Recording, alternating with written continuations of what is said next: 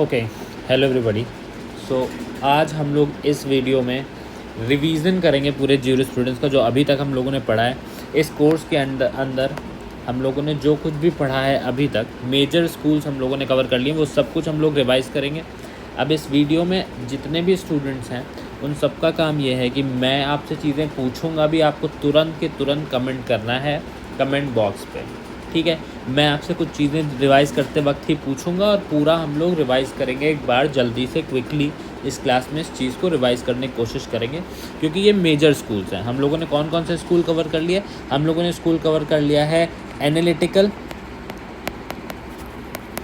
Natural और juris, वो अपना हिस्टोरिकल, ठीक है। अब ये मेजर स्कूल क्यों है? क्योंकि सबसे ज़्यादा क्वेश्चन इनके ज्यूरिस से बनते हैं, तो आपको वो चीज़ें बिल्कुल रट जानी चाहिए, इसलिए हम लोग ये रिवीजन क्लास लेके आ रहे हैं। प्लस कुछ स्टेटमेंट्स भी जो मैंने बताएंगे वो सब कुछ हम लोग रिवाइज़ करेंगे। तो आप तैयार इस चीज़ के लिए रहो कि आपको क्वेश्चन के जवाब देने हैं, ठीक है। सबसे पहले क्वेश्चन से हम लोग चालू करते हैं। फर्स्टली आपको बताना है जल्दी से कि ज्यूरिस्प्रूडेंस किस टर्म से डिराइव है, ये मैं आपको भी बताऊँगा, ठीक है। जल्दी से लिख दो कि किस टर्म से इसको डिराइव किया गया है और वो कहाँ का है। जल्दी से इस चीज़ को लिखो, फिर हम लोग इस क्लास को स्टार्ट करते हैं, ठीक है। ये कोर्स चल रहा है, जिसको इस कोर्स में एनरोल कराना है वो नीचे आपको कमेंट बॉक्स में एक फॉर्म मिल जाएगा, उस फॉर्म को भर दीजिए और फिर हम लोग अब आगे बढ़ते हैं, ठीक है। चलो अब जल्दी से रिवीजन चालू करते हैं। तो देखो, ज्यूरिस्प्रूडेंशिया टर्म से आया। ज्यूरिस्प्रूडेंशिया मतलब लॉ की नॉलेज, ज्यूरिस मतलब लॉ, प्रूडेंशिया मतलब नॉलेज, लॉ की नॉलेज, लॉ की साइंस हम लोग इसको कह सकते हैं। इसके ट्रेड्स क्या हैं, कैरेक्टरिस्टिक्स क्या हैं, कहाँ से आता है, ओरिजिन क्या है, इफेक्ट क्या है, ये सब हम लोग ज्यूरिस्प्रूडेंस में पढ़ते हैं। Father of English jurisprudence John Austin को बोलते हैं, बात आपको याद रखनी है, ठीक है। अब उसके बाद हम लोग सब स्टेटमेंट्स पे आ जाते हैं। सबसे पहले स्टेटमेंट्स डिस्कस करते हैं, ठीक। तो अब देखो, ये statement, to attempt to establish a law single satisfactory definition of law is to seek confine jurisprudence within a strait jacket. जल्दी से इसका जवाब आप लोग कमेंट में दे दो, मैं जिससे आगे बताऊँ। तुरंत आपको कमेंट पे इसका जवाब लिखना है। आपको स्ट्रेट जैकेट समझ में आ जाना चाहिए, हम लोगों ने एक ट्रिक से इसको याद किया है। जल्दी से कमेंट में लिखो। मैं इन सारी डेफिनेशन पे इतना एम्फेसिस इसलिए दे रहा हूँ क्योंकि यही डेफिनेशन आके तुमको 2 नंबर दे के चली जाएगी, ठीक है।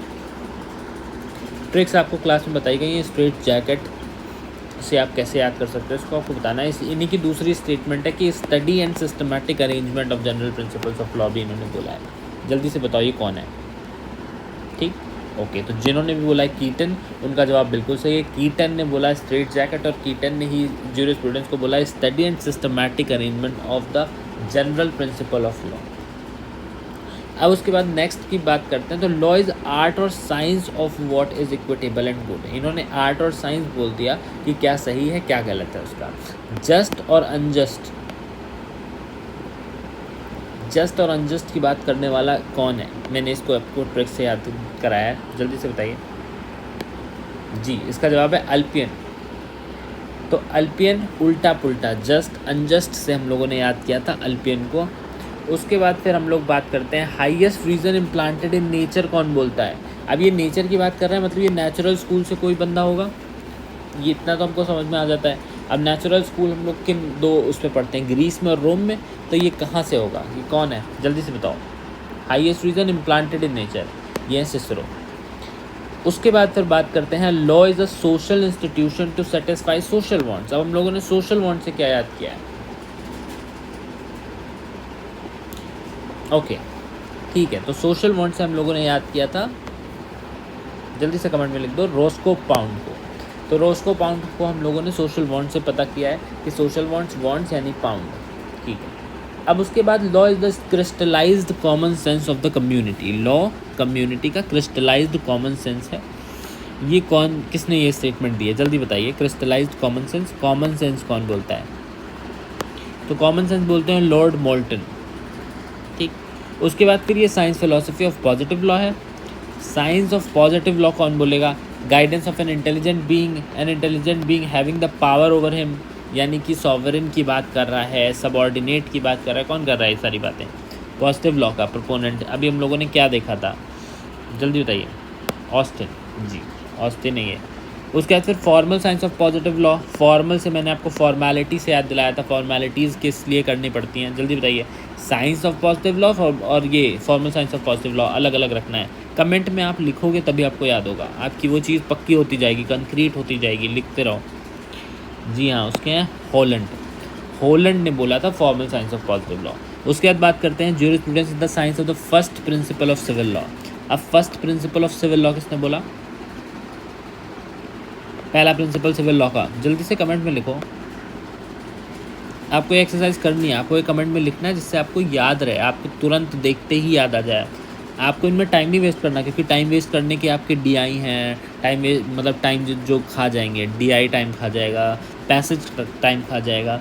तो इसलिए इन सबको आपको जल्दी करना है। मैथ्स को आपको टाइम देना है, आपको सबको टाइम देना है। तो ये क्वेश्चन आपको जल्दी करना है। First principle of civil law कौन है? सामंड है। उसके बाद फिर इन्होंने एक और चीज़ बोली, body of principle recognised and applied by the state. State के एस से आप सामंड याद कर सकते हो। And in the administration of justice. Scientific synthesis किसने बोला? मोस्ट इंपॉर्टेंट डेफिनेशन जल्दी बताओ। साइंटिफिक सिंथेसिस कौन बोलता है? KC एलन ने बोला है। उसके बाद फिर हम लोग याद करते हैं जूलियट स्टोन को। जूलियट स्टोन मैंने बता ही दिया, जूलियट स्टोन है ये, ठीक है। तो ये हम लोगों ने ट्रिक लिख रखी है, तो इससे आपको पता ही चल जाएगा कि ये jurisprudence is the lawyers extroversion इन्होंने बोला है, ठीक है। अच्छा, अब उसके बाद फिर हम लोग बात करते हैं अदर ट्रिक की। यहाँ पे मैंने ट्रिक लिख रखी है कि इससे इतना समझ में नहीं आएगा। अगर आपको समझ में आ रहा है इस ट्रिक से कि हम लोगों ने पैट्रियाटिज्म नेशन से कैसे याद किया था, कौन थे ये जो लॉ ऑफ वन कंट्री की बात करते हैं, but of general notion, not law of one country but of general notion of law itself. ये हैं हमारे पैटर्न साहब, GW पैटर्न। उसके बाद फिर बात कर लेते हैं बॉडी ऑफ प्रिंसिपल रिकॉग्नाइज्ड और enforced by public and regular tribunal in the administration of justice. पता है आपको ये कौन है? रेगुलर ट्रिब्यूनल की बात कर रहे हैं, ट्रिब्यूनल की। ये हमारे रॉस्को पाउंड साहब। उसके बाद फिर हम लोग बात करते हैं law is not to be deducted from the rule but the rule from the law. अब ये रूल और लॉ की बात कौन कर रहा है? इसको मैंने आपको एक ट्रिक से याद कराया था, पॉलिसी रूल लॉ की पॉलिसी की बात हो रही है। तो ये कौन है? ये हमारे पॉलस साहब है। उसके बाद फिर हम लोग बात करते हैं jurisprudence the science of law, statement and systematic arrangement of the rules followed by courts जो रूल फॉलो कर रहा है। तो ये कौन होंगे? ग्रे होंगे, ठीक। आइज ऑफ लॉ जल्दी से आ जाए कमेंट पे लिख दो, L से है टर्म। आई डोंट थिंक इतना टाइम लग रहा होगा आपको लिखने में। आप बस कमेंट पे लिख के कमेंट को एंटर दबाते जाओ और कमेंट पे लिखते जाओ, ठीक है। It's last. उसके बाद फिर jurisprudence is the social science. ये एक सोशल साइंस है, कौन कह रहा है? ये है पैटरसन। उसके बाद it should be a command of determinate superior, जिसके पास कोएर्सिव पावर हो। ये हो सकता है आप लोगों को बताने में आप थोड़ा कंफ्यूज हो जाओ, बट ये है हॉब्स, क्योंकि हॉब्स की थ्योरी से ही वो इंसान इंस्पायर है जिसका आपको नाम याद आ रहा है। चलिए अब हम लोग आगे बढ़ते हैं। ये बुक्स हैं, बुक्स पे हम लोग डिस्कशन फिर से नहीं करेंगे। बुक्स को मैं कभी और पूछूंगा क्योंकि ये टाइम लेगा हम लोगों का। तो हम लोग आगे बढ़ते हैं। अब हम लोग सीधे स्कूल्स पे आएंगे, जो स्कूल्स हम लोगों ने पढ़ लिए हैं। स्कूल्स आपको पता है कि स्कूल ऑफ थॉट्स हैं, ये थॉट्स के आधार पे हमने इनको विभाजित किया है। अब एनालिटिकल स्कूल, जिसको इम्पेरेटिव भी बोलते हैं, पॉजिटिविस्ट स्कूल भी बोलते हैं, इसको डॉगमेटिक अप्रोच वाला भी बोलते हैं, साइंटिफिक अप्रोच वाला स्कूल भी बोलते हैं। तो ये सारे कई इसके नाम हैं जो आपको याद करने हैं, ठीक। अब मुझे जल्दी से बता दो इसका फादर कौन है। बहुत ईजी है, इसका फादर और फाउंडर लिख के बता दो मुझे कि कौन इसके फाउंडर कहे जाते हैं, कौन इसके फादर कहे जाते हैं। हालांकि इसमें बहुत सारे वो हैं, बहुत कॉन्फ्लिक्ट्स आते हैं कि नहीं ये फादर ये फाउंडर, बट हम लोग बेसिकली फादर हमारे जॉन ऑस्टिन को ही मानेंगे और फाउंडर मानेंगे जेरेमी बेंथम को, ठीक है। फाउंडर कई लोग जॉन ऑस्टिन को भी फाउंडर मानते हैं, लेकिन फाउंडर जेरेमी बेंथम है, ठीक। उसके बाद फिर अब हम लोग इसको डिस्कस कर लेते हैं। तो ये क्या था? It is known as the positivist school. सबसे पहले हम लोग इस स्कूल के बारे में पढ़ लेते हैं कि ये पॉजिटिविस्ट स्कूल है। ये एज इट करेंटली एग्जिस्ट, यानी प्रेजेंट सिनेरियो में चीज़ें जो एग्जिस्ट करती हैं उनकी बात ये स्कूल करता है हमारा, ठीक। ये इंग्लिश स्कूल है, इंग्लैंड से इसका ओरिजिन हुआ। अगर आपसे कोई पूछे एनालिटिकल स्कूल का ओरिजिन कहाँ से हुआ, तो ये इंग्लैंड से हुआ। इसी तरह सबका ओरिजिन भी आपको पता होना चाहिए। तो अब इंग्लैंड से इस स्कूल का ओरिजिन होता है। ऑस्टिनियन स्कूल भी इसको कहते हैं क्योंकि ऑस्टिन ज़्यादा फेमस हुए थे। लॉ को इन्होंने सॉवरेन का मैंडेट बोल दिया, यानी कि सॉवरेन की जो कमांड है हम वही मानेंगे। सॉवरेन कौन है? संप्रभु, जो टॉप पे है, उससे ऊपर कोई नहीं है, वो हमारा सॉवरेन है, ठीक। ठीक है, अब हम लोग अब देखिए इन्होंने नेचर को और गॉड के लॉज को, इन सबको रिजेक्ट कर दिया है, ठीक। अच्छा, अब हम लोग सीधे जेरेमी बेंथम पे आते हैं। तो जेरेमी बेंथम जो है वो फाउंडर ऑफ मॉडर्न पॉजिटिविज्म माने जाते हैं, इस चीज़ को आपको याद रखना है। उसके बाद फिर अनलाइक इन सम कंट्रीज, ठीक है। तो अब देखो इनकी जो कंट्री थी वहाँ पे कुछ सिचुएशन थी, इमरजेंसी की सिचुएशन थी, इनको एक रिजिड लॉ नहीं मिल रहा था, स्पेसिफिक कानून इनको चाहिए था। ये पहला स्कूल नहीं है हमारा पॉजिटिव स्कूल, इसके पहले नेचुरल लॉ स्कूल की बातें हो चुकी हैं, यानी कि ग्रीस में वो इवॉल्व हुआ था, पर इंग्लैंड की हम लोग यहाँ बात कर रहे हैं, तो इंग्लैंड में ये आया, ठीक। यहाँ पे कुछ इमरजेंसीज थी, कुछ स्पेसिफिक ऐसी सिचुएशन थी जिनके लिए इनको एक रिजिड लॉ चाहिए था, एक सॉवरेन का लॉ चाहिए था। तो ये उसकी बात करते हैं कि अच्छे से लॉ को एनालाइज करके, प्रोसेस को एनालिसिस करके, तभी एनालिटिकल स्कूल है, एनालिसिस करके यानी कि ट्रायल और एरर करके, साइंटिफिक अप्रोच को फॉलो करने के बाद हम लोग एक कानून पे पहुँचे। किसी ऐसे ही कानून मान ना लें जो अपने आप रीज़न से आ रहा है, जो भगवान ने बता दिया, जो स्क्रिप्चर्स में लिखा है, उन सबको हम नहीं मानेंगे, बल्कि हम लोग केयरफुली एनालाइज करें फिर कानून माने। First person to use the term international law, इनके बारे में इन्होंने एक डॉक्ट्रिन दी है लेसेस फेयर की। इन्होंने लेसेस फेयर को एडवोकेट किया। इन्होंने बताया कि इंसान के ज़्यादा उसमें गवर्नमेंट को इंटरफेयर नहीं करना चाहिए इंसान के अफेयर में, किसी भी इंडिविजुअल के। अब इन्होंने ग्रेटेस्ट हैप्पीनेस और ग्रेटेस्ट नंबर ये बोला है। ये जल्दी से बता दो कि ये कौन सी थ्योरी है, ये इसको कौन सी थ्योरी हम लोग बोलते हैं। जल्दी से कमेंट में इस चीज़ को आपको लिखना पड़ेगा। ये पूरी क्लास ऐसी है कि आपको कमेंट में बताने पड़ेंगे। अगर आप ये नहीं कर रहे हो तो आपका रिवीजन नहीं हो पा रहा है, और आपको ये तुरंत करना है जल्दी जल्दी। तो ये है यूटिलिटेरियनिज्म थ्योरी। जवाब आगे होंगे, ठीक है। अब उसके बाद फिर यूटिलिटेरियनिज्म थ्योरी क्या है कि ग्रेटेस्ट नंबर ऑफ लोगों के लिए ग्रेटेस्ट हैप्पीनेस होनी चाहिए, यही गवर्नमेंट का पर्पस होता है। अब इन्होंने हैप्पीनेस के कुछ गोल्स बताए जो आपको याद रखने चाहिए। सब्सिस्टेंस, क्या सब्सिस्टेंस होता है? प्रोड्यूस अबंडेंस, यानी कि वेल्थ को प्रोड्यूस कर रही है स्टेट इक्वालिटी को फेवर करे, और स्टेट सिक्योरिटी का भी मेंटेन करे, सबकी सिक्योरिटी मेंटेन करे, उसका ध्यान स्टेट रखे। इन्होंने 4 हेडोनिस्ट के प्रिंसिपल्स दिए। हेडोनिस्ट कैलकुलस, आपको ये भी याद होना चाहिए, ठीक। उसके बाद फिर इन्होंने ये स्टेटमेंट आपको याद करनी है, नॉनसेंस अपॉन स्टिल्ट्स, एनार्कियल फैलेसीज, यानी कि इसको इन्होंने रिजेक्ट कर दिया। नेचुरल लॉ को इन्होंने रिजेक्ट कर दिया, उसको इन्होंने नॉनसेंस अपॉन स्टिल्ट्स बोला। क्रिटिसाइज़ कर दिया इन्होंने क्रिएशन ऑफ लॉ बाय जजेस को भी क्रिटिसाइज़ किया है। अब इन्होंने 2 पार्ट में डिवाइड किया है, वो आपको बताने हैं कि कौन से ज्यूरिस्प्रूडेंस के इन्होंने 2 उसमें लिखे हैं। जल्दी से लिख दो कमेंट में, ठीक है। एक ई से है और एक सी से है। जल्दी से उनका दोनों का नाम कमेंट में लिखो। राइट इट, आप एक लिखोगे ना तो आपको चीज़ें याद होंगी। आप कमेंट में लिखो इसको। तो दिस इज एक्सपोजिटरी या एक्सपोजिटोरियल ज्यूरिस्प्रूडेंस, यानी कि क्या है कानून, व्हाट द लॉ इज़। उसके बाद फिर आता है सेंसोरियल ज्यूरिस्प्रूडेंस, इवैल्यूएट करना कि कानून होना कैसा चाहिए। अब ये है हमारा कानून, और इससे हमको मतलब नहीं होना चाहिए कि कानून होना कैसा चाहिए। Law should be such that maximum pleasure is achieved and minimum pain is given. अब ये पेन और प्लेजर की थ्योरी दी है ना इन्होंने, हेडोनिस्ट थ्योरी, तो यही ये बात बता रहे हैं कि ये होना चाहिए कानून। लेकिन अब इन्होंने थोड़ा सा कंसीडर किया है, पर हमारे जॉन ऑस्टिन कुछ कंसीडर भी नहीं करते हैं। अब ये कुछ क्रिटिसाइज़ हुए, हम लोग सीधे ऑस्टिन पे आ जाते हैं। ऑस्टिन को हम लोगों ने बात कर ली कि ऑस्टिन क्या है। तो ऑस्टिन हमारे फादर ऑफ इंग्लिश ज्यूरिस्प्रूडेंस है और फादर ऑफ एनालिटिकल स्कूल भी है, ठीक। उसके बाद फिर अब ये देखो, एक लॉयर बैकग्राउंड से थे, ये कमांड को ही सब कुछ मानते थे। Command of sovereign backed by sanction, 3 चीज़ें इनके, 4 चीज़ें ये टोटल बात करते हैं। कमांड की, सैंक्शन की, ड्यूटी की और सॉवरेनिटी की, यानी कि जो सॉवरेन आदमी है ये एक कमांड दे देगा, कमांड ऑर्डर जो भी उसको कह लो, वो उसने दे दिया। अब वो तुम्हें फॉलो करना तुम्हारी ड्यूटी हो जाएगी। अगर तुम उसको फॉलो नहीं करते हो तो तुम पे कुछ पनिशमेंट्स लगेंगी, सैंक्शन, इसी तरह से तुमसे फॉलो करवाया जाएगा कानून। यही था ऑस्टिन का पूरा कानून। अब ऑस्टिन ने confined his study to positive law strictly so called को ये लॉ मानते हैं, ठीक। उसके बाद अब इन्होंने 2 पार्ट में डिवाइड किया। आप जल्दी से बताओ वो कौन से 2 पार्ट हैं, हम लोगों ने डिस्कस किया है, चार्ट बना के उसको डिस्कस किया था, ठीक है। तो ये है लॉ प्रॉपर्ली सो कॉल्ड और लॉ इम्प्रॉपर्ली सो कॉल्ड। एक चीज़ को पॉजिटिव लॉ मानते हैं, एक चीज़ को पॉजिटिव मोरालिटी मानते हैं, ठीक।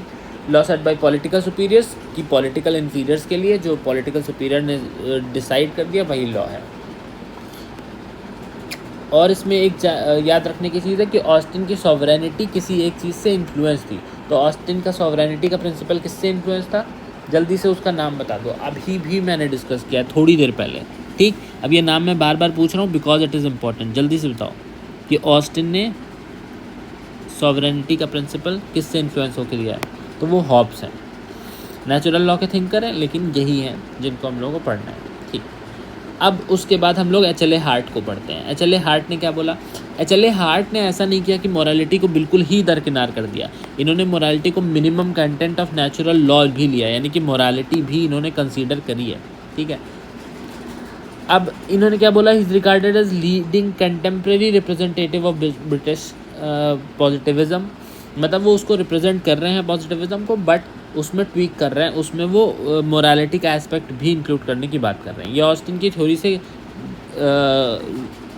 बिल्कुल भी वो नहीं करते हैं। ये थोड़ा ये कहते हैं कि कमांड बैक्ड बाय सैंक्शन बोल दिया है उसने, केवल कमांड बोल दिया, मतलब कोई कंसिडरेशन नहीं दी। इन्होंने क्या बोला कि ऐसा नहीं कि सैंक्शन के डर से ही लोग काम करते हैं, लोग ऑब्लिगेटरी कंडक्ट से काम करते हैं, यानी कि उनका शेयर्ड ऑब्लिगेशंस कुछ होते हैं, इसलिए वो काम करते हैं। फॉर एग्जांपल ट्रैफिक लाइट पे आप सिर्फ इसलिए नहीं रुक रहे हैं क्योंकि आपका पेनल्टी लग जाएगी। ट्रैफिक लाइट्स पे आप इसलिए भी रुक रहे हैं कि लोगों को दिक्कत नहीं होगी जब आप आगे जाओगे, शेयर्ड ऑब्लिगेशन है कुछ, और वो लोग रुक रहे हैं कि आपको दिक्कत ना हो, हम लोगों को दिक्कत ना हो। तो ये कुछ शेयर्ड ऑब्लिगेशन है जिससे भी इंसान काम करता है, लॉ को फॉलो करता है। अब देखो, लॉ कंसिस्ट ऑफ, ये सारी इन्होंने बातें बताई। इन्होंने 2 रूल्स में इसको डिवाइड किया, primary rule, secondary rules. Primary rules वो रूल्स हैं जो कानून में लिख दिया गया है, ये मेन लॉज हैं, बट उनको फॉलो कराने के लिए भी हमें कुछ रूल्स चाहिए, वो हैं हमारे सेकेंडरी रूल्स। अब इसमें चेंज भी आना चाहिए, रूल ऑफ चेंज भी होना चाहिए, यानी कि अमेंडमेंट लॉज भी होने चाहिए, रूल ऑफ रिकॉग्निशन भी होना चाहिए, यानी पार्लियामेंट लॉ बनाएगी ये भी पता होना चाहिए, रूल ऑफ एडजुडिकेशन, मतलब कि हम कानून सही है गलत है ये भी पता लगा पाएँ, सैंक्शन इम्पोजिंग रूल, यानी कि पीनल लॉज भी होने चाहिए। तो ये इन्होंने कुछ चीज़ें बोली, ठीक, प्राइमरी रूल और सेकेंडरी रूल। अब ये सारी बात हो गई। उसके बाद फिर हम लोग आते हैं केल्सन पे। अब केल्सन क्या बोलते हैं? केल्सन बोलते हैं कि केल्सन ने साइंस बताया है, कानून को साइंस से वो किया है, कंपेयर किया। अब इन्होंने क्या कहा कि ये बाकी सारे रिलीजन, एथिक्स, सोशियोलॉजी, हिस्ट्री, इन सब से अलग है, इन सब से सेपरेट है। तो इस थ्योरी का नाम क्या है? केल्सन की थ्योरी का इंपॉर्टेंट थ्योरी, जल्दी से कमेंट में इस चीज़ को लिखना है आपको, क्या है इनकी थ्योरी का नाम, शॉर्ट में लिख दो, कैसे भी लिख दो, जल्दी से लिखो। तो it is pure theory of law.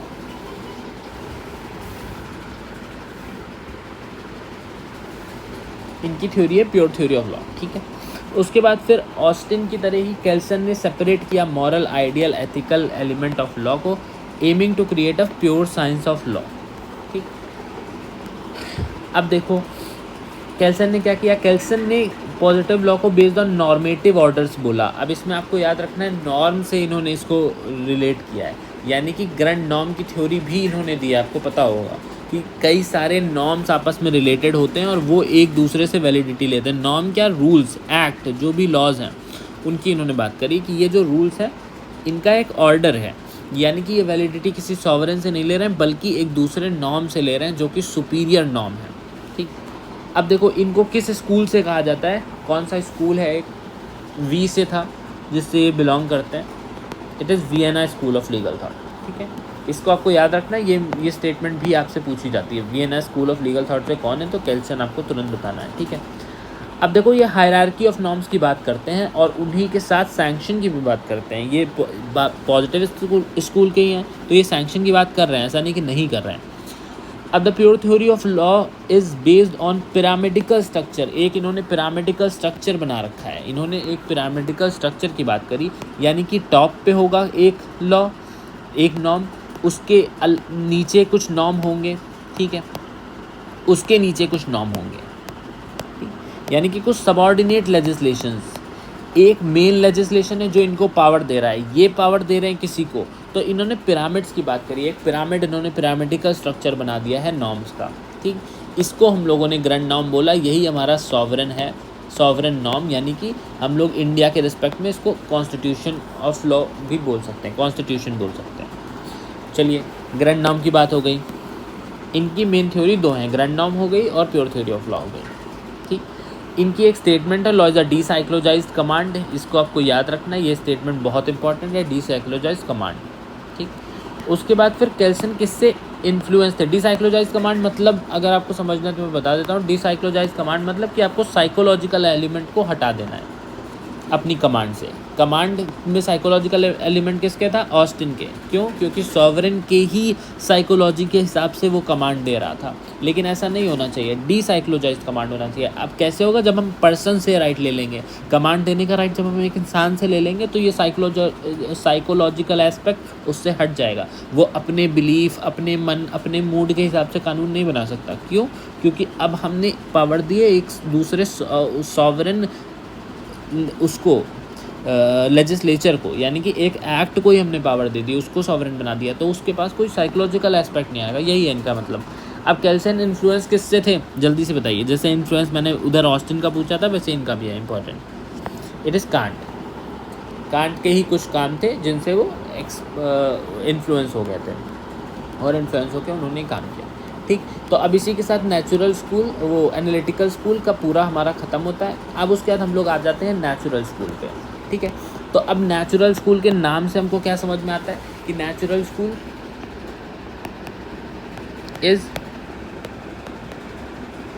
ये नेचर की बात करेगा, ये डिवाइन चीज़ों की बात करेगा। नेचर, डिवाइन लॉ, गॉड का लॉ, भगवान से जो चीज़ें आती हैं उनका, जो इनहेरेंट चीज़ें हैं। इनहेरेंट मतलब हमारे पास अंदर से, हमें कोई वो पावर्स दे नहीं रहा, वो राइट्स दे नहीं रहा है, पर हमारे पास खुद आ रहा है। जैसे हाई कोर्ट की इनहेरेंट पावर्स होती है ना, वैसे ही इनहेरेंट राइट्स की बात कर रहे हैं। जो हमारे पास राइट्स नेचुरली हैं, हमारे पास अंदर से ये राइट्स आए हैं, उनकी बात ये कर रहे हैं। इम्यूटेबल होते हैं ये। ठीक, मतलब उनको सेपरेट नहीं कर सकते आप इंसान से, कोई इंसान त्याग नहीं सकता उन राइट्स को। वो जो राइट्स हैं वो हमारे पास हमेशा से हैं, इम्यूटेबल हैं, वो इनसेपरेबल हैं, और वो सबके पास होंगे। क्योंकि इम्यूटेबल है मतलब वो दुनिया में सबके पास होंगे, वो इंसान के पास ही हैं, तो वो यूनिवर्सल भी हैं। Immutable, universal, eternal. ठीक, ये सारे इन्होंने कुछ कैरेक्टरिस्टिक बताए हैं इस पूरे स्कूल के। यानी कि ये नेचर से आया। इसमें रीज़न की भी ये लोग बात करते हैं, यानी कि रीज़न मतलब सोचने की जो क्षमता है इंसान की, उस क्षमता के हिसाब से वो कानून बनाता है। कुछ राइट्स उसको मिलते हैं, उसे सही गलत समझ में आता है कि क्या है क्या नहीं। मोरालिटी की बात ये लोग करते हैं। ठीक, तो ये पूरा हो गया हमारा नेचुरल स्कूल।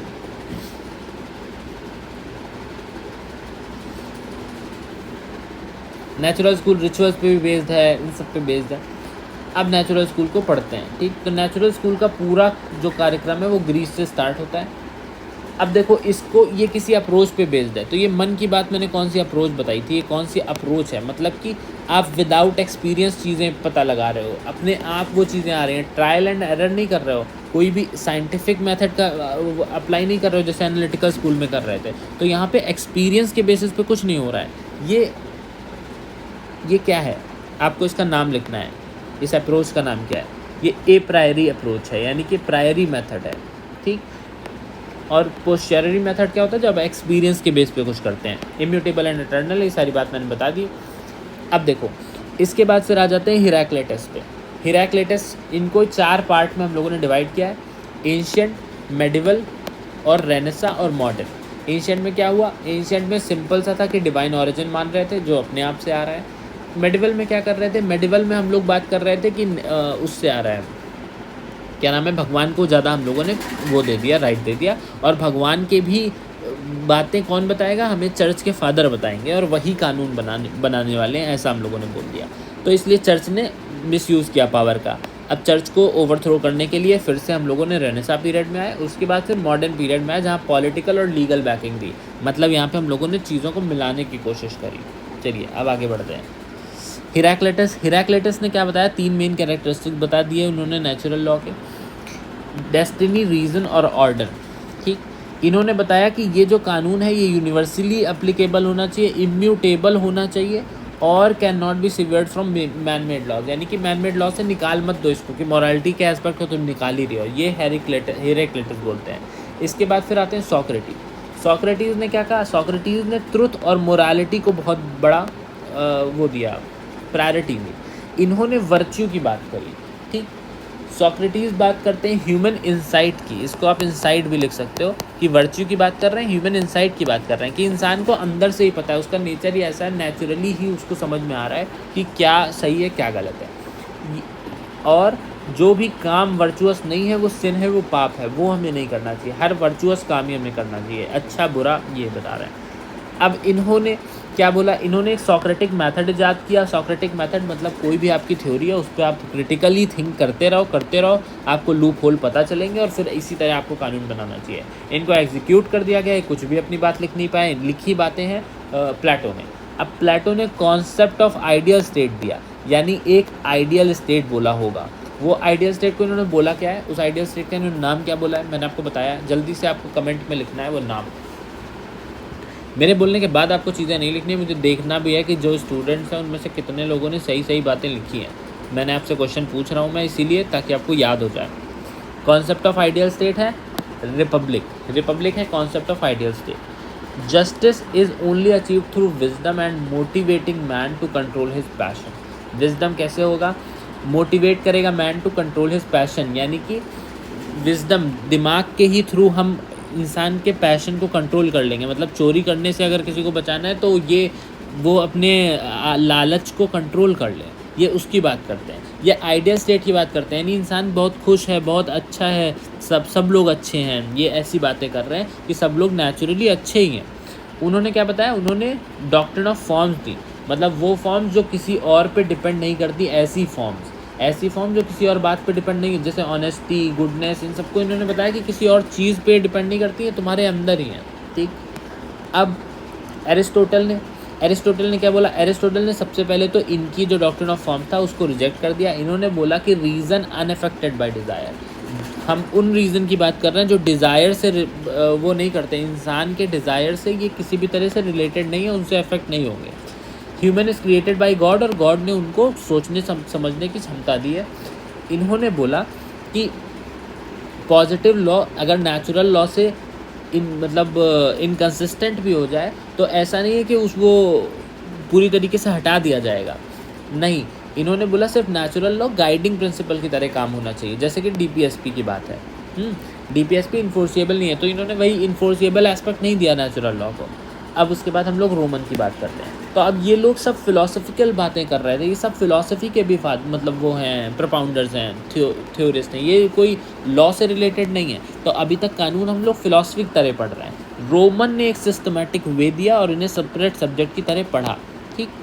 अब देखिए, अब सबसे पहले जीनो आ जाते हैं, तो अब जीनो से हम लोग रोमन लॉ समझते हैं। तो रोमन्स ने क्या किया, रोमन्स ने जस्ट सिविले, जस्ट नेचुरलिस्ट और जस्ट जेंसियम में इसको डिवाइड कर दिया। इन रीजन्स को इन्होंने, जो ये रीज़न की बात हो रही है ना, इन रीज़न को इन्होंने ये 3 क्लासिफिकेशन दिए हैं। हाँ, तो अब जस्ट सिविले, जस्ट नेचुरलिस्ट ये क्या होता है, तो जस्ट सिविले मतलब सिविल लॉ जो रोमन सिटीजन पे केवल अप्लाई होगा। जस्ट नेचुरलिस्ट क्या है, नेचुरलिस्ट यूनिवर्सल प्रिंसिपल हैं जो डिराइव फ्रॉम रीज़न है और ह्यूमन रीज़न से है, मतलब वो नेचुरल प्रिंसिपल जो हमें, जैसे नेचुरल जस्टिस के कुछ राइट्स होते हैं ना, तो उनको हम लोगों को इम्बाइब करना चाहिए अपने लॉज में। जब हम लोग लॉज बना रहे हैं तो उनको नेचुरल प्रिंसिपल को भी हमें ध्यान में रखना है। अब जस्ट जेंसियम क्या है, जस्ट जेंसियम को इन्होंने लॉज ऑफ नेशन बोल दिया, मतलब वो भी कुछ लॉज होने चाहिए जो फॉरेनर्स पे भी अप्लाई होंगे, नॉन सिटीजन्स पे भी अप्लाई होंगे, ऐसे भी कुछ लॉज होने चाहिए। जस्ट जेंसियम बताया। उसके बाद फिर सिसरो आते हैं। सिसरो क्या बोलते हैं, सिसरो ने बोला, एक इंटेलिजेंट इंसान को बोल दिया। अभी हमने इनकी स्टेटमेंट बताई है, आपको स्टेटमेंट तब तक में लिखनी है जब तक मैं ये बातें बोल रहा हूँ, कि इन्होंने क्या बोला, इन्होंने स्टोइसिज्म से ये इन्फ्लुएंस ज़रूर थे, लेकिन इन्होंने इस आइडिया को एक्सटेंड किया। इन्होंने बोला कि नेचुरल लॉ एक हाईएस्ट इंटेलिजेंट इंसान है, एक बहुत इंटेलिजेंट बीइंग है, उस इंटेलिजेंट बीइंग के जो रीज़न है, यानी कि वो जैसे सोसाइटी को देखता है, वो उसके जो रीजंस हैं उन पे हम लोगों को बेस करना चाहिए, उनके कमांड्स को हम लोगों को मानना चाहिए। तो इन्होंने कहा the law is the highest reason implanted in nature, मतलब आप सब नॉर्मल लोगों की बस की बात नहीं है इतना सोचना, वो किसी एक इंटेलिजेंट इंसान की बात है, वो समझेगा कि क्या है, which commands what ought to be. मतलब अभी भी ये नेचुरल स्कूल में हाईएस्ट इंटेलिजेंट इंसान कौन है इंडिया के रेस्पेक्ट पर अगर बात करें तो वो है कृष्णा। तो अब कृष्ण जी ने क्या किया, कृष्ण जी ने कुछ उपदेश दिए जो गीता में लिख दिए गए, अब उनके बेसिस पे हमें कानून मानना चाहिए। ठीक, तो ये ऐसी बात कर रहे हैं। अब ये अनचेंजिंग है, एवरलास्टिंग है, इन्होंने भी बोला। अब उसके बाद आ जाते हैं मेडिवल पीरियड में, यहाँ पे चर्च का डोमिनेंस होने लगा।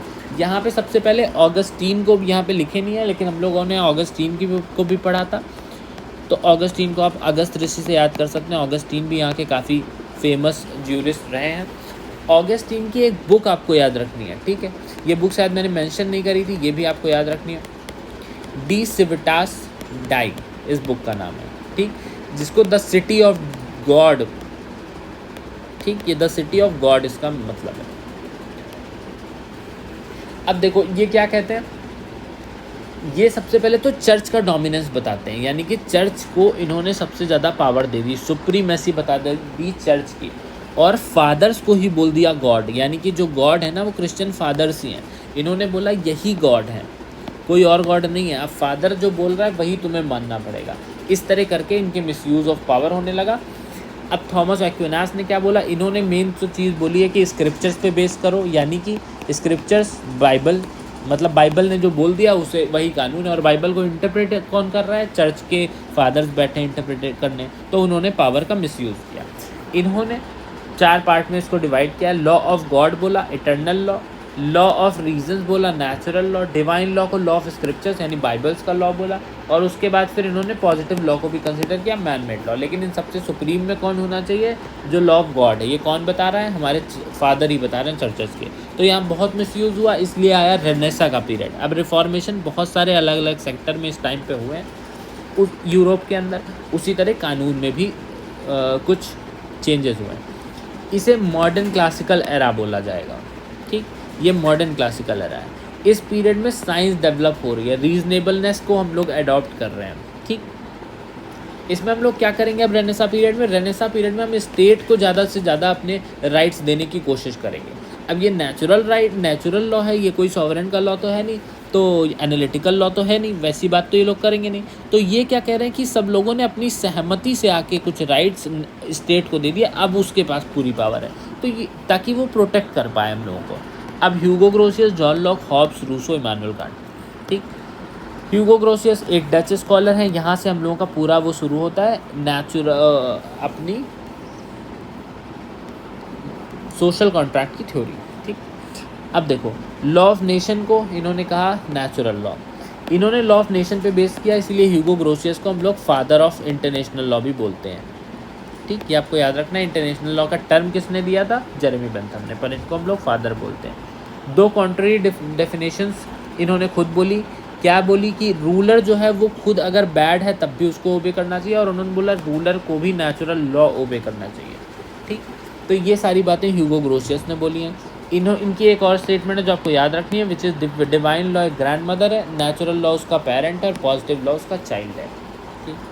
अब आते हैं थॉमस हॉब्स। हॉब्स से मेनली हम लोग सोशल कॉन्ट्रैक्ट थ्योरी समझते हैं। तो सोशल कॉन्ट्रैक्ट थ्योरी को क्या समझते हैं कि इन्होंने कहा कि लोगों ने आपस में सहमति करके अपना जो कानून था वो उठा के सॉवरेन को दे दिया। इनकी बुक का नाम जल्दी से आप कमेंट में लिख दो, कमेंट सेक्शन में बुक का नाम लिखिए, इसकी बुक बहुत इंपॉर्टेंट है थॉमस हॉब्स की। अब देखो इन्होंने रिलीजियस कैरेक्टर नेचुरल लॉ का पूरी तरीके से हटा दिया। इन्होंने बताया कि सोशल मैन जो मतलब जो आदमी है वो बहुत ही केओटिक कंडीशन में था, बहुत डरा हुआ था, इतना डरा था वो कुछ भी करने के हालत में नहीं था, बहुत वीक था इंसान। तो इंसान ने सब कुछ उठा के दे दिया स्टेट को। अब स्टेट वॉलंटरीली सरेंडर किया स्टेट को। अब स्टेट के पास है कि वो क्या कर सकता है क्या नहीं कर सकता।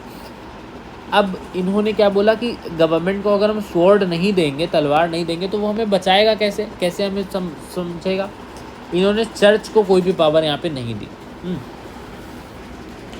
और इन्होंने ये किया, स्टेट को इन्होंने बोला कोई ओवरथ्रो भी नहीं कर सकता, स्टेट ने जो बोल दिया वही कानून है, ये बोलते हैं थॉमस हॉब्स। इसीलिए इनकी सॉवरेनिटी के उससे इंस्पायर होके ऑस्टिन भाई साहब ने पूरी थ्योरी दे डाली कि नहीं सॉवरेन ही सब कुछ है। अब जॉन लॉक क्या बोलते हैं, जॉन लॉक बोलते हैं इंडिविजुअल राइट को भी ये प्रायोरिटी देते हैं। इन्होंने कहा इंसान ने सिर्फ कुछ राइट सरेंडर किए, right to life, right to liberty, right to property, सारे नहीं उठा के सरेंडर कर दिए। मैं आपको फिर से बता रहा हूँ ताकि आपको ये चीज़ें बिल्कुल अच्छे से पता चल जाए कि हमारे हॉब्स ने क्या बोला। हॉब्स ने सोशल कॉन्ट्रैक्ट में भी ये चीज़ बोली कि राइट्स देने, लेकिन सारे नहीं देने। इन्होंने लॉक ने बोला राइट टू लाइफ अपने पास रखेंगे, लिबर्टी अपने पास रखेंगे। क्या दिया है, सिर्फ टू मेनटेन सोशल ऑर्डर, सिर्फ एक राइट दिया है कि मेंटेन कर पाएंगे हम लोग सोशल ऑर्डर को, ठीक। उसके बाद फिर any law made by state in contravention to these, उसको हम ओवरथ्रो भी यहाँ पे कर सकते हैं, वहाँ ओवरथ्रो नहीं कर सकते थे। रूसो क्या बोलते हैं, रूसो ने बोला कि ये हिस्टोरिकल फैक्ट नहीं है बल्कि एक सिर्फ हाइपोथेटिकल कॉन्सेप्ट है। मैन नेचुरली हैप्पी था। इन्होंने बोला यूनियन की बात इन्होंने करी, जैसे कि लेबर यूनियन होता है, तो इन्होंने वैसी बात करी कि लोग आपस में आ जाएंगे। Freedoms were surrender to a community, हम लोगों ने ये फ्रीडम्स एक कम्युनिटी को दिए हैं, ये राइट किसी सॉवरेन को नहीं दिया बल्कि एक कम्युनिटी को दिए हैं। जनरल बिल की बात कर रहे हैं। ये कम्युनिटी कौन है? हमारा लेबर यूनियन। अब लेबर यूनियन ही लेबर के सारे राइट्स को मैनेज करेगा कि उन्हें क्या मिलना चाहिए क्या नहीं, हमारी मांगे पूरी करो, धरना होता है ना यूनियंस का। तो ये वही चीज़ है कि जो ये धरना होगा, जो भी ये लोग करेंगे, उसी पे बेस्ड होना चाहिए हमारे गवर्नमेंट का लॉ। ठीक, अब अगर वो नहीं जनरल विल पे बेस्ड है तो फिर हम उसको ओवरथ्रो कर देंगे। ये मेन बात करते हैं हमारे रूसो। ठीक, अब रूसो के बाद आते हैं कांट। कांट क्या बोलते हैं? कांट बोलते हैं reason is basis of social contract. Social contract का बेसिस अभी रीज़न ही है। ठीक, इन्होंने नेचुरल राइट और एक्वायर्ड राइट दो पार्ट में डिवाइड किया और नेचुरल राइट को ही इन्होंने आइडेंटिफाई किया कि वही लॉ है। अब इन्होंने सेपरेशन ऑफ पावर पे बिलीव किया। इनकी आपको मेन चीज़ याद रखनी, कैटेगोरिकल इम्पेरेटिव थ्योरी, जो कि इनकी कैंटेनियन थ्योरी है। कैटेगोरिकल इम्पेरेटिव थ्योरी क्या है? इन्होंने बोला कि लॉ जो है वो एक कमांड ही है, एक डायरेक्शन ही है। वो डायरेक्शन जो सबको फॉलो करना चाहिए, चाहे जिस कैटेगरी का इंसान हो, जिस भी जगह पे इंसान हो, उसे वो ऑब्लिगेशंस फॉलो करने पड़ेंगे। कुछ moral obligation, unconditional moral obligation, इनकी ये बात करते हैं जो सब पे बाइंडिंग है। ठीक, अब इन्होंने क्या एक चीज़ बोली, ठीक है, इन्होंने बोला कि he expounded the doctrine of autonomy of will. Individuals should have autonomy, individuals के पास फ्रीडम होना चाहिए to govern their own life, ताकि वो अपनी लाइफ को गवर्न कर पाएँ, and action within the bounds of law, और वो लॉ के ही बाउंड पे हो। ठीक, ये सारी इन्होंने बात बोली। अब उसके बाद आता है मॉडर्न पीरियड ऑफ लॉ, यानी कि इससे पहले एनालिटिकल स्कूल आ चुका था, नेचुरल लॉ स्कूल मैंने बताया जैसे सबसे पहले आया।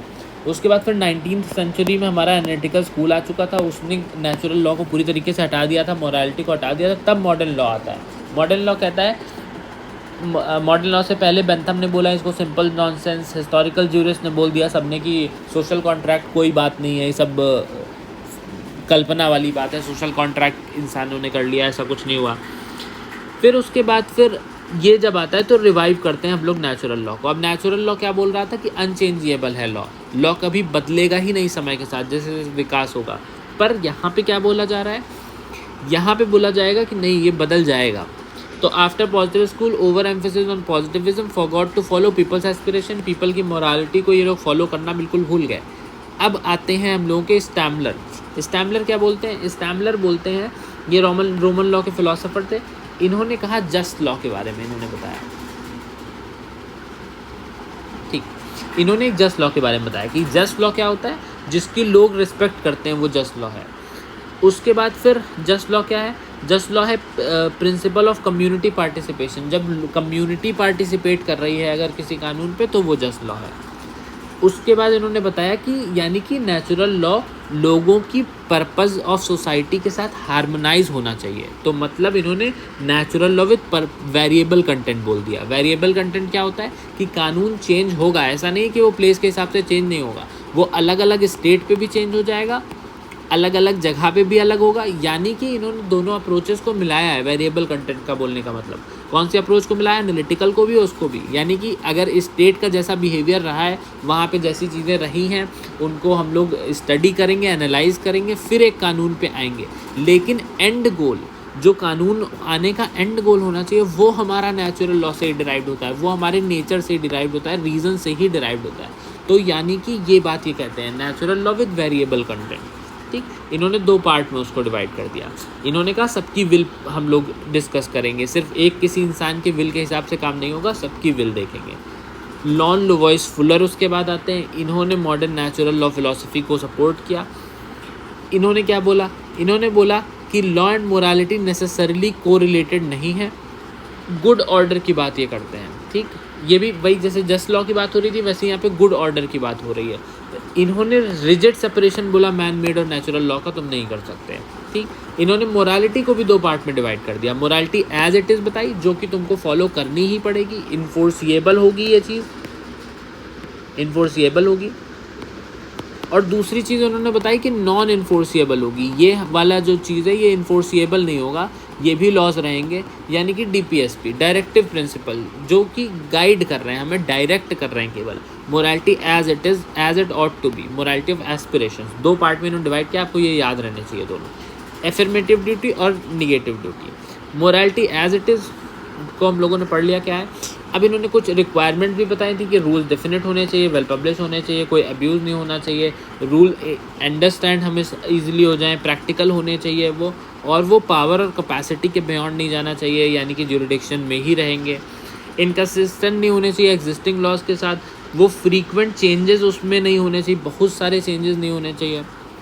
उसके बाद फिर rules promulgated and their actual administration should be congruent, यानी कि जो एडमिनिस्ट्रेशन ऑफ लॉ है वो रूल्स से कॉन्ग्रुएंट हो, रूल्स के साथ ही चले, कंसिस्टेंट हो। ठीक, अब आ जाते हैं हम लोग, तो ये हो गया हमारा natural law school. Natural law school के बाद हम लोगों ने पढ़ लिया था हमारा हिस्टोरिकल स्कूल। हिस्टोरिकल स्कूल को पढ़ लेते हैं। हिस्टोरिकल स्कूल क्या बात करता है? हिस्टोरिकल स्कूल बात करता है हैबिट्स की, कस्टम्स की, रिचुअल्स की बात करता है ये, यानी कि सोशल वैल्यूज़ की बात करता है, इंडिविजुअलिज्म की बात करता है। ठीक, अब इसके फाउंडर कौन है आपको सबसे पहले कमेंट पे लिखना है, जल्दी से फाउंडर कौन है कमेंट पे लिखो। बहुत देर से कमेंट पे कुछ नहीं लिखा है, क्वेश्चन नहीं मैंने कोई पूछा। तो ये ओरिजिन और डेवलपमेंट की बात करते हैं। ठीक, सालमन ने ये चीज़ बोली है कि historical jurisprudence deals with origin and development. Natural law की ही तरह law as evolving with society is similar to language. इन्होंने बोला कि नेचुरल लॉ की तरह नहीं होगा ये डिवाइन और अनचेंजेबल नहीं होगा, ये चेंज होता रहेगा सोसाइटी में, इवॉल्व करेगा सोसाइटी के साथ, और जैसे भाषा इवॉल्व करती है, लैंग्वेज इवॉल्व करती है। ठीक है, अब देखो इसमें मेन है सबसे पहले मॉन्टेस्क्यू। मॉन्टेस्क्यू इसके फादर नहीं, मैंने सिर्फ आपसे फाउंडर पूछे थे, फाउंडर कौन है? तो फाउंडर इसके हैं सैविनी को बोला जाता है यहाँ पे फाउंडर ऑफ हिस्टोरिकल स्कूल। ठीक, कार्ल वॉन सैविनी इसके फाउंडर हैं। सैविनी ने ही बोला, इन्होंने क्या बोला मॉन्टेस्क्यू ने इसको क्लाइमेट, ज्योग्राफी, ये सब जो लोकल सिचुएशन है इन सब पे बेस होगा कानून ऐसे ही नहीं आ जाएगा। पहले हम स्टेट को स्टडी करेंगे, उस जगह को स्टडी करेंगे जिसका कानून बना रहे हैं, उसके बाद फिर national character of a society और उस सोसाइटी की नीड्स क्या है, इसको ध्यान में रखते हुए मॉन्टेस्क्यू बोलते हैं। उसके बाद फिर हम लोग सैविनी की बात करते हैं। सैविनी क्या बोलते हैं? फाउंडर हैं हिस्टोरिकल स्कूल के।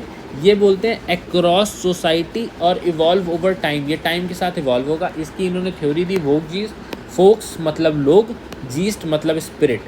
उनका जो जनरल कॉन्शियसनेस है, जो जनरल विल है इन सारे लोगों का, वही कानून होगा इनके हिसाब से। Law grows with the growth of people, strengthens with the strength of people and dies as the nation loses its nationality.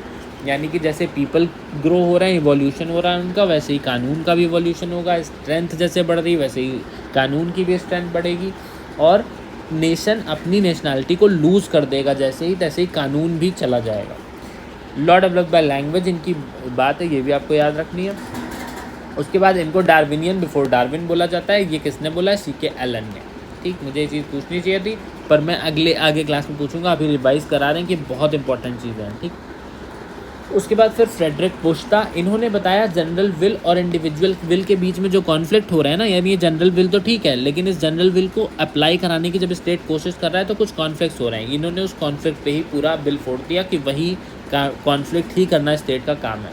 ठीक, उसके बाद आते हैं काफ़ी इंपॉर्टेंट हेनरी मेन। अब हेनरी मेन ने क्या किया? हेनरी मेन ने वेरियस लीगल सिस्टम्स को पढ़ा, अलग अलग स्टेट्स के लीगल सिस्टम्स को पढ़ा और इवोल्यूशन की प्रोसेस के बारे में इन्होंने बताया। ये वाइस चांसलर हैं कलकत्ता यूनिवर्सिटी के। इन्होंने आउटलाइन करी है 4 stages: divine law, customary law और साथ में रिलीजियस लॉ। यानी कि सबसे पहले तो ये स्टेजेस हैं, ठीक है, अलग अलग पार्ट नहीं है। स्टेजेस मतलब सबसे पहले भगवान जो कानून बना रहा था वो हम मान रहे थे, फिर जैसे जैसे हम करते आए कस्टम बन गए, मतलब जो हैबिट थी हमारी वैसे वैसे कस्टम बन गया। अभी मैं कस्टम पे क्लास लूँगा जिसमें आपको कस्टम क्लियर हो जाएगा और अलग अलग ज्यूरिस के हम स्टेटमेंट भी देखेंगे कस्टम के बारे में। ठीक, अब ये जो रिलीजियस लीडर्स थे इन्होंने डार्क एज बोला। उसके बाद फिर कस्टमरी लॉ, ये रिलीजियस लीडर्स यानी चर्च की बात, जैसा अभी हम लोगों ने नेचुरल लॉ में भी पढ़ा था ना कि चर्चेस का डोमिनेंस हो गया, तो इन्होंने भी स्टेज में बताया कि चर्चेस का डोमिनेंस भी हो जाएगा एक टाइम पे आके, जब उन कस्टम्स को चर्च बताने लगेंगे, हमारे लीडर्स बताने लगेंगे। उसके बाद फिर उनको हमें कोडिफाई करना पड़ेगा। ठीक। तो ये इन्होंने बताया, उन्हीं कस्टम्स को ही हम कोडिफाई कर देंगे। तो इन्होंने पूरी प्रायोरिटी कस्टम को दे दी। अब देखो इन्होंने 2 सोसाइटी बताई, स्टैटिक सोसाइटी जो चौथी स्टेज के बाद रुक जाएगी, उसके बाद वो कुछ नहीं करेगी, ठीक। वो अब सिर्फ बड़ों का कहा मानेगी, जो भी लोगों को एक जैसे जिसने भी कोडिफाई कर दिया है उसका बस ये कहा मानती रहेगी। स्टैटिक सोसाइटी इसमें कोई प्रोग्रेस नहीं होगा, लेकिन प्रोग्रेसिव सोसाइटी उसके बियॉन्ड भी बढ़ती रहेगी। क्यों? क्योंकि वो लीगल फिक्शन के थ्रू, इक्विटी के थ्रू और लेजिस्लेशन के थ्रू बढ़ने लगेगी। इन्होंने स्टेटस टू कॉन्ट्रैक्ट की बात बोली, यानी प्रोग्रेसिव सोसाइटी स्टेटस से कॉन्ट्रैक्ट में भी जाएगी, यानी वो स्टेटस में स्टिक नहीं रह जाएगी कि कास्ट सिस्टम में स्टिक रह गई हो कि राजा का बेटा राजा तो वही बनेगा और कुम्हार का बेटा कुम्हार, वो चीज़ नहीं रहेगी। यहाँ पे हम क्या करेंगे, हम कॉन्ट्रैक्ट करने लगेंगे, यानी कि हम सौदा करेंगे कि अब जो इंटेलिजेंट होगा, जो कॉन्ट्रैक्ट करने में अच्छा होगा, वो ही स्टेट को रन करेगा, ठीक। तो इस तरीके की इन्होंने बात बोली है। इसके साथ हिस्टोरिकल स्कूल रिवाइज कर लिया हम लोगों ने, ऑस्टिन का स्कूल रिवाइज कर लिया, एनालिटिकल स्कूल, और नेचुरल लॉ स्कूल को भी रिवाइज कर लिया है। इसके बाद हम लोग कुछ जो स्कूल्स पढ़ेंगे वो ज़्यादा इंपॉर्टेंट स्कूल्स नहीं है, ज़्यादा चीज़ें उनसे नहीं पूछी जाती हैं, और उसके बाद कॉन्सेप्ट्स आते हैं। तो अगली क्लास में हम लोग वो चीज़ें पढ़ेंगे, सोशियोलॉजिकल स्कूल, रियलिस्ट स्कूल और फिलोसफिकल स्कूल। हमारे ये स्कूल्स बचे हैं, ठीक। अगर आपको कोर्स में पढ़ना है तो आप कोर्स में इनरोल हो सकते हो, और आप सैटरडे को होने वाला टेस्ट भी ले सकते हो। जिन्होंने दिया है उनके रिजल्ट्स अभी जल्दी ही आ जाएंगे, ठीक। सोशियोलॉजिकल स्कूल और रियलिस्ट स्कूल और फिलोसफिकल स्कूल। फिलोसफिकल स्कूल खैर नेचुरल स्कूल का ही पार्ट है, बट हम लोग उसको भी पढ़ेंगे, कुछ ज्यूरिस को उसमें पढ़ेंगे। Thank you so much.